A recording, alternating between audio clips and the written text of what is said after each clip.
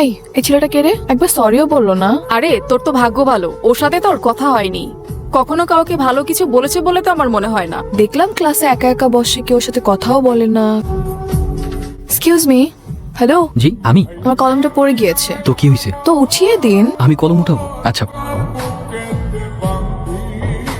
Thank you. ভালো থাকবেন আপু, আসি। এখানে থাকলে হয়তো কলম উঠাতে উঠাতে আমার পড়াশোনা আর হবে না। গাধা নাকি আমি? আপু?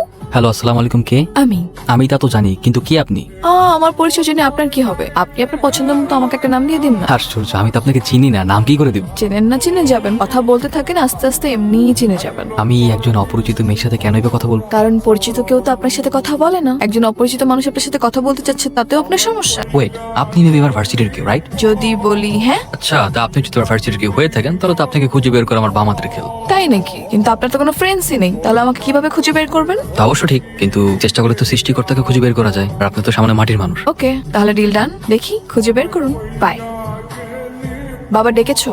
তুমি নাকি বডিগার্ডদের তোমার সাথে ভার্সিটিতে যেতে নিষেধ করেছো? হ্যাঁ। কারণ কি? বাবা, তোমার এসে বডিগার্ডদের জন্য আমার কোনো ফ্রেন্ড আমার সাথে মেশে না, আমার কাছে এসে কথা বলার সাহস পায় না। একটা মানুষ একা একা কতক্ষণ থাকতে পারে তুমি বলো তো? অনেক তো হয়েছে বাবা, অনেক হয়েছে। আমাকে চাপ দেওয়ালের মধ্যে অনেক বন্দি করে রেখে আমি তো বড় হয়েছি, এবার একা ছাড়ো। আমার মেয়ের লাইফ যাতে রিস্কে না পড়ে এই জন্য বডিগার্ড রেখেছি। আর বডিগার্ড রাখাটা আমাদের পারিবারিক রীতি। কাল থেকে তুমি বডিগার্ড নিয়ে ভার্সিটিতে যাবে, এটা আমাদের পারিবারিক রীতি। আর তোমাকে বলে দিচ্ছি, তুমি যদি আমাকে পাঠাও ওদেরকে আমার সাথে, তাহলে কিন্তু ভার্সিটিতে জব অফ করে দিব, নিজেকে চার দেওয়ালের মধ্যে বন্দি করে ফেলবো।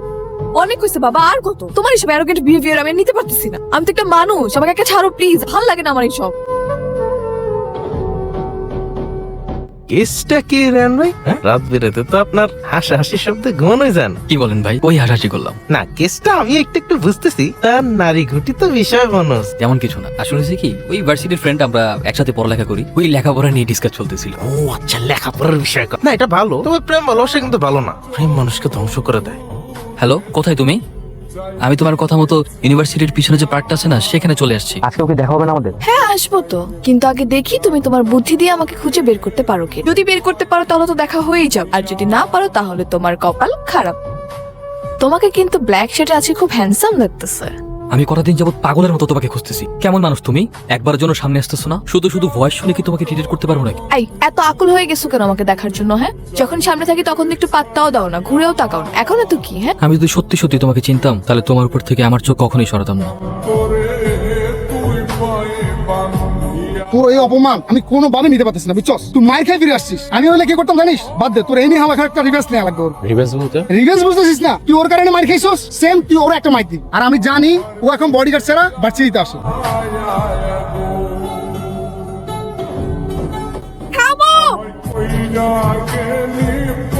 I love you.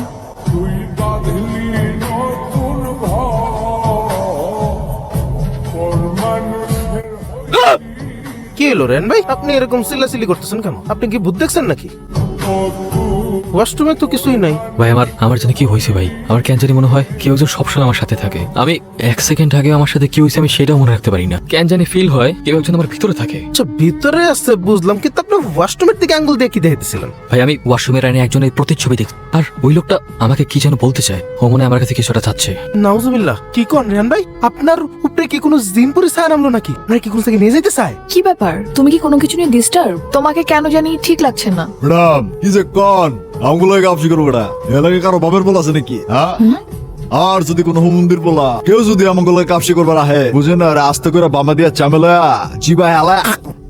কি রেহান, তুমি কিন্তু অনেক ইন্টারেস্টিং। আমি কিন্তু আগে বুঝি নাই তুমি এতটা ইন্টারেস্টিং। কি বলতেছো? তোমার উপর ভূত ভর করে? Are you serious? সত্যি কথা বলতেছি, আমি ফিল করতে পারি আমার ভিতরে কেউ না কেউ আছে। ইভেন কি আমার রুমমেট পর্যন্ত জানে।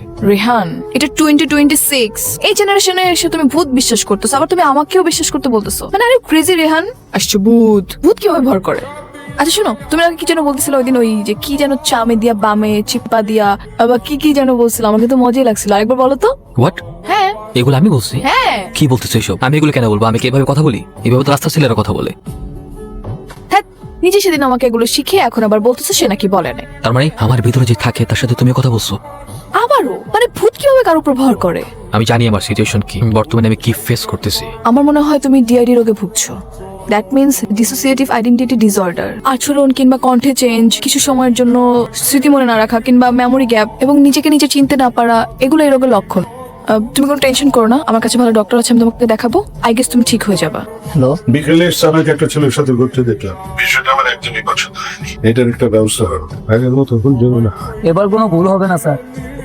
ভাই ভাই প্লিজ, তুমি আমার কোনো ক্ষতি করো না। আমি তোমার কোনো কিছু করিনি, যা করছো বলা করছো। তোর কোনো দোষ নাই, তুই আমার ভাই, তুই আমার মাফ করে দে ভাই। আমি তোর কাছে মাফ চাইতেছি। আমি আমার ভালোবাসার প্রতিশোধের লেগা এইসব কিছু করছি। আমার কাহিনী শুনবি? এই যে দেখতেছিস না, আমি এমনি আসছিলাম বাবা করে একটা বলা বাবু সালা জীবন যাপন। বদমাসটাকে যেভাবে পারো শাস্তি করো। কত বড় সাহস, আমার মেয়ের নাম ধরে ডাকে, তাও আবার চিৎকার করে। বেটা আমাকে জানে না আমি কে। কবির কি এখানে আছে? আমাকে মাফ করে দিও কবির। আমি না জানলেও তুমি আমার মৃত্যুর কারণ। আমি জানি না তুমি কে, কেনই বা আমাকে তো ভালোবেসেছো যে আমাকে মৃত্যুর পরও ছেড়ে যেতে পারছো না। তোমাকে দেখার আফসোস আমার সারা জীবন থাকবে।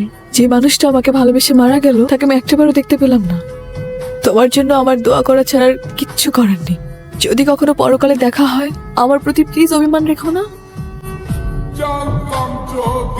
কবির চলে গেছে, ও আর কোনোদিন আসবে না, আর কোনোদিনও ফিরবে না।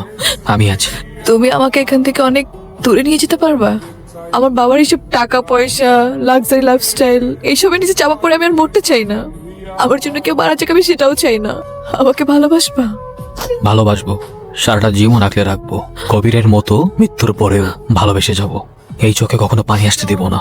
তুমি যেভাবে চাপা, ঠিক সেভাবেই তোমাকে ভালোবেসে যাব। আমি নতুন করে একটা জীবন শুরু করতে চাই, ছোট্ট একটা পরিবার আর ছোট্ট ছোট্ট অনেকগুলো স্বপ্ন নিয়ে। তুমি কি পারবা আমার ছোট্ট ছোট্ট স্বপ্নগুলো পূরণ করতে? তুমি চাইলে হাজি এই মুহূর্তে তোমাকে নিয়ে শহর ছেড়ে চলে যাব, অনেক দূরে চলে যাব, যেখানে কেউ থাকবে না, শুধু তুমি আর আমি। যেখানে কোনো ঘৃণা থাকবে না, কোনো অহংকার থাকবে না, কোনো হিংসা থাকবে না, শুধু থাকবে ভালোবাসার স্বাধীনতা, যেখানে আমরা নিজেদের মতো করে বাঁচতে পারবো।